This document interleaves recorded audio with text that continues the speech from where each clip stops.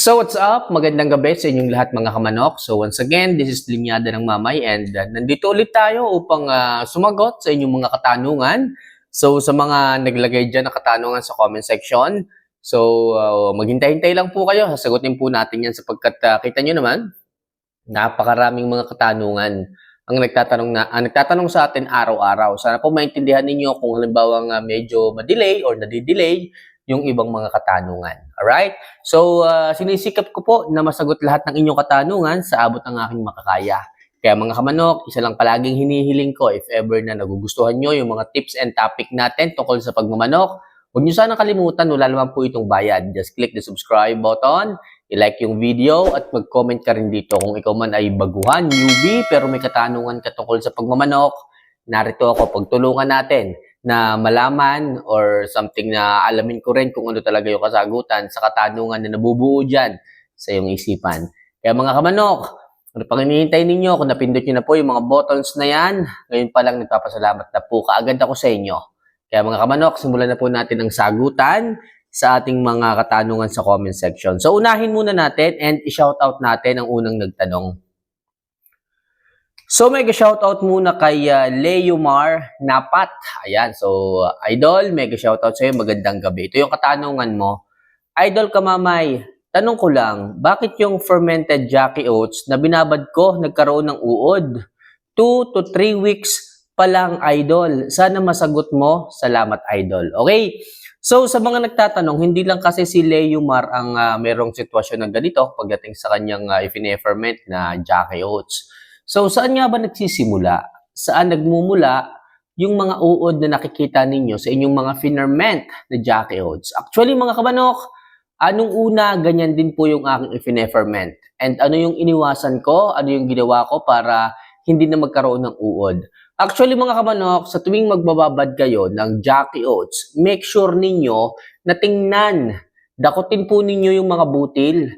Check ninyo kung magabok. Kasi pag pumagabok yan, yung gabok na yun po yung nagsisimula ng bakterya sa tubig. Pag nilagyan nyo po kaagad ng tubig, nandun na po yung mga bakterya, hindi nyo na po hinugasan. Doon pa lang, magkakaroon na po ng contamination sa fermented Jackie Oats ninyo. So possible, isa yung factor na nagbibigay ng inyong mga nakikitang uod dyan sa inyong mga ibinabad na Jackie Oats. Ano pa? Kapag po kayo ay sumasandok gamit ang kung anuman, kagaya ng kutsara, kagaya ng inyong measurement, pantakal, baka mamaya may mga tira-tira dyang pellets na huhulog sa Jackie Oats. So possible, dun din po nagsisimula. Okay, napapanis yung pellets, lumalambot, at dun possible, nagsisimula yung pagkakaroon ng uod.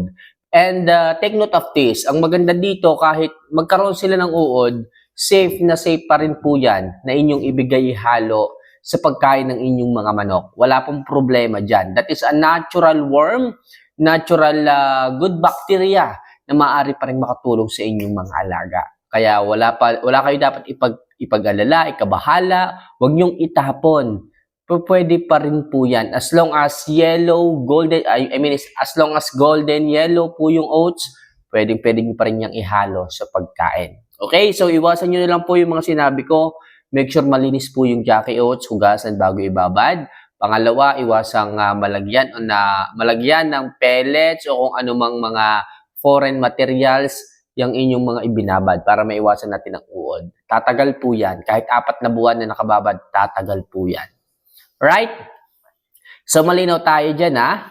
So next question, galing kay GJ Ison. Ayan, so mega shout out GJ. Ayan, so muntik pa kaming magkatukayo nito. So Idol, anong months pwede nang bigyan ng fermented Jackie Oats? Thanks. Actually, ang pinaka minimum age na po pwede pong bigyan o magbigay ng Jackie Oats is from 3 months old. 3 months old, pag po pwede nyo na po silang i-cords or ilagay sa TP. Yung iba nga dyan, 2 months old, naglalagay na po sa TP eh. Naglalagay na po ng cords. Pero yung pagbibigay natin Jackie Oats, simula 3 months old. Pag po sila is nakakakain na ng paunti-unti, papitik-pitik lang po kayo, mga 2 pieces, 3 pieces, hanggang sa masanay, hanggang ma-digest ng katawan. Pag nasanay na po sila, makikita nyo yung development ng kanilang mga buto, ng kanilang sirkulasyon ng dugo. Kahit sila is mga bata pa, makikita mo yung magandang sirkulasyon mapupula agad yung mukha. Tapos yung balansyadong tindig, ayos din po. Yung mga buto, tumitigas. Magandang hipo kahit bata pa lamang. So, nagiging early maturing po yung mga manok na nakakakain ng Jackie Oats tapos naka-range nandiyan sa TP. Okay, so again, ang pagbibigay po natin ng fermented Jackie Oats is from 3 months old pataas. Kaya wala sana akong maririnig or mababasa na kamanok, 1 year old na yung manok ko, ayaw naman ko kainin yan. So, hindi ako naniniwala. Nasa inyo po yung problema. Nasa breeder o nasa feeder po ang problema. Okay? So, next question. Galing kay Roberto de la Cruz. Good day po, linyada ng mamay. Tanong ko lang po, veterinary po ba kayo? RDC from Pasig. Okay?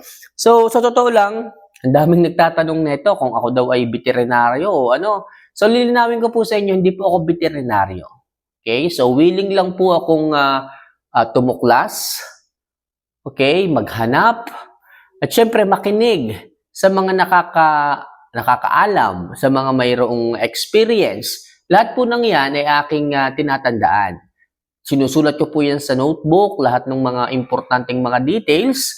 Kung ano man po yung alam ko na mapapakinabangan ko soon, nililista ko po yan sa isang booklet.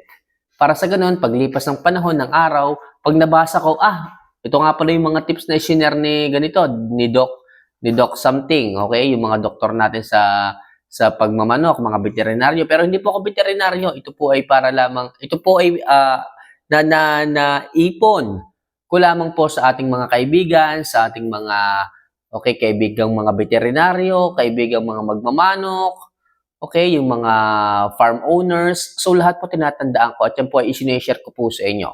Kahit yung iba, hindi tanggap nung iba nating mga kamanok, kahit yung iba, hindi magagamit nung iba. Pero syempre, open-minded po tayo. Ang pagmamanok po ay talagang walang katapusan. Walang katapusang pag-aaral. Lahat po nag-i-evolve. Even those breeds, those linyadas, nag-i-improve. At generation by generation, merong mga bagong lumalabas na linyada.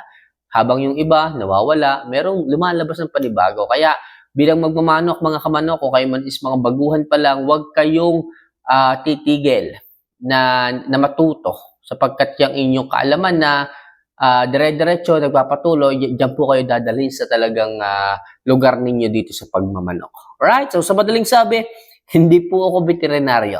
Alright? So, next question.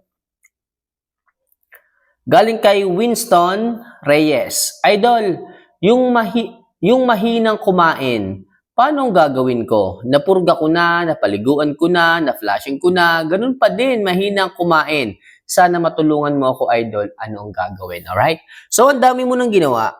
Nakapagpurga, nakapagpaligo, nakapag-bacterial flushing. Halos, lahat ginawa mo na kaso. Ano pa rin mababa pa rin yung appetite. Anong dapat gawin dito? So, tama yung ginawa mo, pinurga mo siya.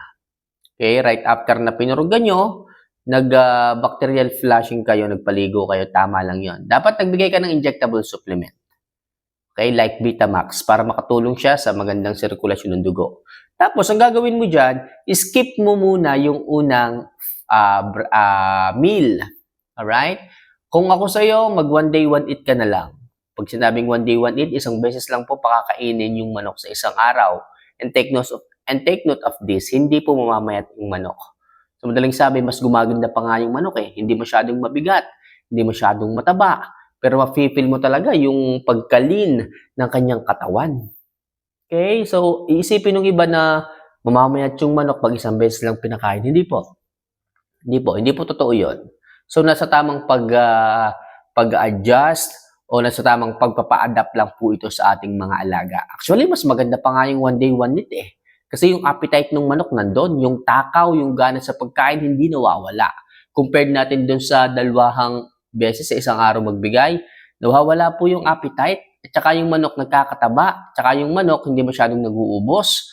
Pero kung 1 day, 1 eat, masisigurado ko po sa inyo, hindi nyo problema ang gana sa pagkain. So, magsimula lang kayo lagi sa priming, purga, ligo, bigay ng injectable supplements, bawas muna ng measurement ng pagkain. So, hanggat hindi nakaka-recover o nakakabalik yung gana sa pagkain, bawas lang muna ng bawas. Then, kung nakikita nyo, nauubos na, nabibiti na yung manok sa binibigyan yung pagkain, saka naman kayo mag-a-adjust ng padami hanggang sa ma-reach ninyo yung 60 grams per chicken in a day. Alright? So, yun lang muna sa ngayon mga kamanok ang ating mga katanungan na sasagutin. Sana po ay huwag kayong titigil na magtanong at ako naman ay hindi rin tumitigil na sumagot sa inyong bawat katanungan. So, once again, this is Linyada ng Mamay. Hopefully, napapasaya ko kayo at nakakatulong tayo sa bawat maliliit na katanungan na aking nasasagot. So, see you for our next vlog. Mahal ko po kayo. Paalam.